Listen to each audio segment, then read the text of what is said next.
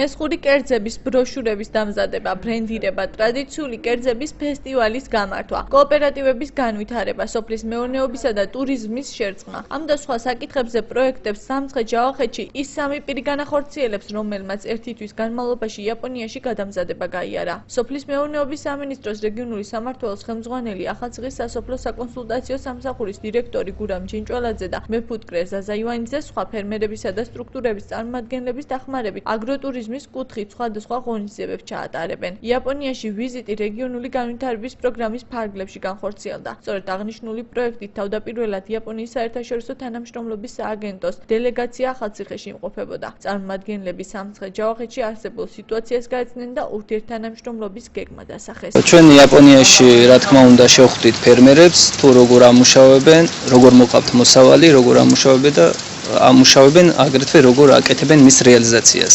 მასთან ერთად კიდევ ქონდა სანახაობა ბევრი, სადაც ვნახეთ, ასევე ქონდათ აგროტურიზმზე გამახვილებული. პირველ წელს ჩვენ ვთვლით, რომ უნდა გაკეთდეს ბრენდი ახალციხის შემუშავება, რომელიც საკპატენტში იქნება წარდგენილი და ამ ბრენდის ქვეშ გაერთიანდება კოოპერატივები, გაერთიანდება არასამთავრობო ორგანიზაცია და ჩვენ ხელს შევუწყობთ, რომ პროდუქტი გაჩნდეს ახალციხის ბრენდირების თვალსაზრისით.